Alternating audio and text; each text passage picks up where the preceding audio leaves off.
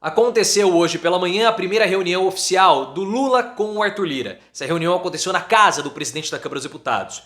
E foi uma reunião que o Lula deixou muito claro que não vai criar animosidades ou indisposições com o atual presidente da Câmara dos Deputados. Faz parte do perfil do Lula. Só que é o seguinte, pessoal, se for para o Arthur Lira ser derrotado, quem vai derrotar o Lira será o próprio Centrão. Lula tem outras prioridades e a Câmara dos Deputados que se vire para tirar o próprio Arthur Lira. Na sua opinião, Lira é uma pessoa confiável? Você acha que ele é um aliado do Lula ou um potencial traidor? Deixe o seu like se você quer ver o Arthur Lira derrotado e, claro, se inscreva no canal. A reunião ocorreu hoje por volta das 10 horas e levou aí 1h45. E o principal assunto da discussão foi justamente a PEC da transição e mais ainda, a sucessão da Câmara dos Deputados. O Lula deu a garantia dele que o PT não vai ter, de fato, candidato para disputar contra o Arthur Lira. Algo que já era ventilado, já tinha alguns dias, mas agora o Lula deu a garantia para o Lira.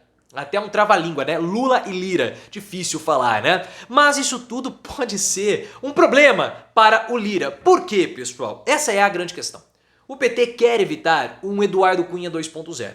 Porque em 2015, a Dilma tentou forçar o Arlindo Chinaglia para disputar contra o Eduardo Cunha, ele foi derrotado e o resto nós sabemos. O PT está escaldado nessa situação e não vai querer medir forças com o Arthur Lira. Se for para o Lira ser derrotado, a derrota vai ser via Centrão. Então, se o PT retira o seu candidato e deixa o Lira exposto, ele fica praticamente na mão do Centrão. E aí, quem pode enfrentar o Arthur Lira é justamente o União Brasil. Aí que está a grande questão. Porque se sair um outro candidato do Centrão, o Centrão racha. E o Renan Calheiros, na entrevista que ele fez hoje ao UOL, eu já até comentei uns trechos dessa entrevista, link aqui no card. Ele condicionou a derrota do Arthur Lira com a adesão do PSD do Gilberto Kassab na Câmara dos Deputados. Porque no Senado já está basicamente tudo certo do PSD apoiar o Lula. Então, se o PSD ingressar no bloco do PT, as chances do Lira de ser derrotado aumentam demais. E é por isso que o princeso da Barra de São Miguel, que não é bobo e nem nada, ele já está tentando trazer o União Brasil para perto de si. O Lira, ele sabe que ele não tem força suficiente para ser o futuro presidente da Câmara dos Deputados sem o apoio do União Brasil. O PP tem ali aproximadamente 40 parlamentares, o União Brasil tem 59. E já foi dito publicamente pelo Luciano Bivar, e todo mundo sabe disso, que o União Brasil tem a pretensão de lançar o Luciano Bivar como candidato à presidência da Câmara dos Deputados. E o União Brasil, e o Bivar pelo menos, falou que vai integrar a base de apoio do Lula. Falou que não é oposição, coisas do tipo. Tudo isso por conta da disputa que existe no Centrão pelo domínio da centro-direita. Isso é óbvio. E aí o que o Lira está tentando fazer? Ele já tentou uma federação com a União Brasil, uma fusão entre o PP e a União Brasil. Não deu certo. Aí eles tentaram uma federação. Também não deu certo. O que o Lira está tentando fazer? Atrair o União Brasil para dar algumas garantias de cargos na Câmara dos Deputados e principalmente repasses do orçamento secreto. Óbvio. Temos que ver se essa estratégia vai dar certo ou não. Se ela não der certo, aí nós temos um problema, porque nós podemos ver se Lira será ou não novamente presidente da Câmara dos Deputados. Essa é a costura que ele está tentando fazer. Na Câmara dos Deputados, os partidos que formam a coalizão com o Lula ou a coligação com o Lula são mais sensíveis, são mais simpáticos ao Lira. Até o próprio PT, o PCdoB, tem ali os seus olhos um pouco menos ariscos com relação ao atual presidente da Câmara dos Deputados. O problema com o Lira está no Senado. Os petistas do Senado e os outros integrantes da base de Lula olham com muita desconfiança para o Arthur Lira. E aí nós temos o Renan Calheiros. O Renan Calheiros é um desafeto do Arthur Lira em Alagoas. Ambos disputam o estado. E eu quero saber como que vai ficar o Renan Calheiros caso o PT ele ensaie ou se aproxime do Arthur Lira.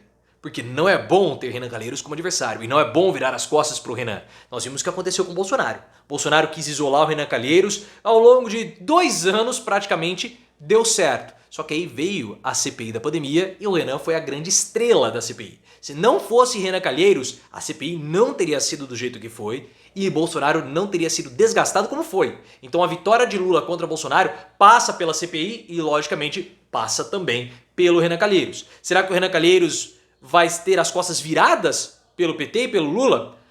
Temos que ver como que vai ser, como que ele vai diluir tudo isso. Tudo bem que ele já está na equipe de transição, mas vamos observar os próximos dias, porque eu não gostaria de ter o Renan Calheiros como adversário. E o PT, pelo menos nessa reunião que eles tiveram com o Lira, acerta ao não querer falar sobre o orçamento secreto. O Lula nem precisa entrar nessa discussão. Quem vai fazer essa discussão é o STF. Então é uma disputa do judiciário com o legislativo. O poder executivo, quanto mais distante ficar dessa discussão, melhor. Melhor, porque não precisa se desgastar. Já vai ter muito desgaste com a PEC da transição. E já está tendo muito desgaste porque algumas figuras estão falando que o PT ele vai entrar em 2023 enfraquecido por conta dessa negociação precoce com o Centrão. O próprio Renan Calheiros e o Eunício Oliveira, que é deputado federal, vai ser deputado federal pelo MDB, já criticaram a proposta dessa PEC. E você vai colocar nos comentários, o PT deve fazer a PEC? Você acha que ela é benéfica ou ela vai jogar o PT nos braços do Centrão? Se inscreva no canal e também deixe o seu comentário. E um problema que eu tô vendo no PT é que você começa a perceber, tem muita dificuldade.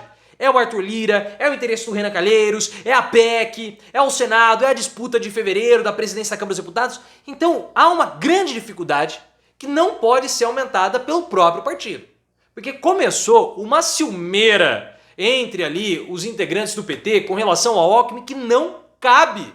Não cabe. Desde o início, quando o Alckmin foi ventilado e havia a possibilidade dele ser o candidato a vice do Lula na chapa, já despertou uma ciumeira imensa no PT. E agora tem gente que, por conta da entourage do Alckmin, vai perder espaço. E agora os petistas querem criar uma comissão na transição. Ah não, né, pessoal? Aí não dá. Não dá. Isso é pequenez. E quem tá querendo fazer isso? Quem não tem voto, que é o Gilmar Tato.